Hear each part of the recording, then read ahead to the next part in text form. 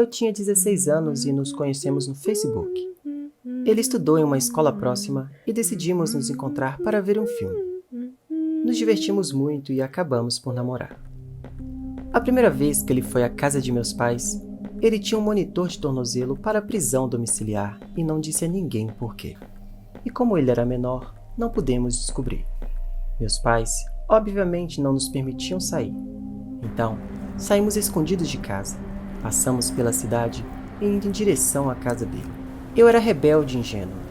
As coisas começaram a ficar estranhas quando percebi que a sua família era muito esquisita. Um dia, estávamos nos beijando no quarto dele e vi que seu pai olhava pelas cortinas. Eu gritei e o pai dele fugiu. O perseguidor me disse que seu pai só gostava de morenas e por isso me observava. Então, esta não foi a primeira vez. Fui embora e a mãe dele estava fazendo na cozinha. Então, decidi que era hora de terminar o namoro. E foi quando as coisas realmente ficaram ruins. Ele começou a chorar e me disse que está em tratamento contra o câncer e é por isso que precisa de mim. Ele não tem muito tempo de vida. Eu acreditei nele e disse que poderíamos ser amigos, e foi quando a perseguição realmente começou. Ele mudou de escola para o meu colégio, mas nunca foi para a aula. Ele apenas ficava do lado de fora da minha classe, olhando para dentro até que o horário terminasse. Quando eu saía da aula, ele não se dirigia a mim. Ele simplesmente me seguia cerca de 3 a 5 metros atrás de mim, para minha próxima aula, e ficava sempre do lado de fora. Eu estava muito intimidada para dizer algo a ele, já que ele tinha 1,80 m. Então, apenas deixei acontecer por algumas semanas. Começou a progredir quando ele me seguia para casa todos os dias. Ele pegava o mesmo ônibus que eu. Apesar de morar do outro lado da cidade, ele andava de 3 a 5 metros atrás de mim todo o caminho até a minha casa. Ele ficava do lado de fora apenas olhando pela janela, até a hora em que meus pais chegassem em casa. E então, ele simplesmente iria embora. Finalmente eu disse a ele que parasse de me irritar e que me deixasse em paz. Eu expliquei que não podíamos mais ser amigos ou conhecidos e algo do tipo, e que ele realmente deveria se esquecer de mim.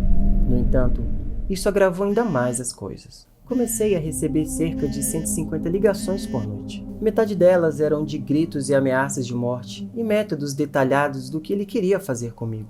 E a outra metade era ele cantando canções de amor que escreveu em seu violão. Cada vez que eu bloqueava seu número, simplesmente apareciam mais mensagens sobre ele, como se fosse mágica.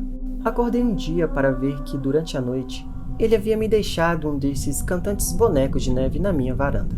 Ele o havia apunhalado na cabeça com uma faca. Ele cobriu o boneco com o perfume dele, que eu havia mencionado anteriormente e que gostava do cheiro. E percebi que havia um buraco onde estava um pequeno dispositivo de gravação de música.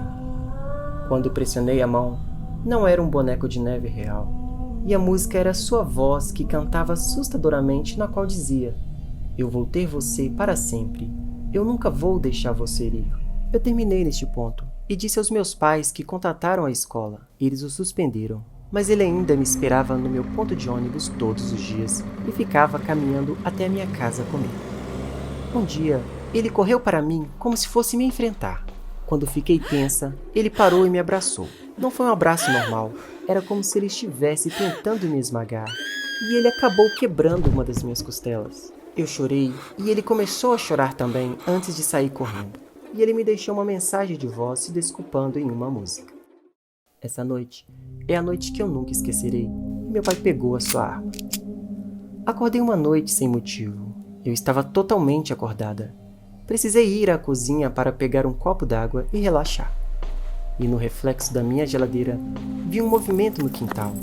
Eu não conseguia ver bem porque estava muito escuro lá fora e muito claro lá dentro.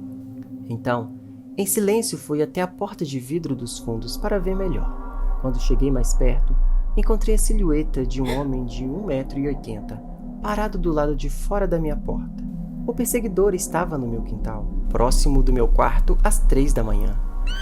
Gritei e meus pais acordaram, mas é claro, ele já tinha ido embora quando meu pai saiu. Há um pátio do lado de fora da janela do meu quarto, então é possível que ele pudesse estar próximo, olhando diretamente para a janela do meu quarto. Recebemos uma ordem de restrição concedida pouco depois e o perseguidor abandonou a escola. Não o vi pessoalmente, mas a cada 6 meses ele faz um novo Facebook e tenta me adicionar como amigo. eu o bloqueio e relato isso todas as vezes. Você já ouviu aquele mito de que, se você acordar no meio da noite sem motivo, provavelmente tem alguém olhando para você? Bem, talvez seja verdade.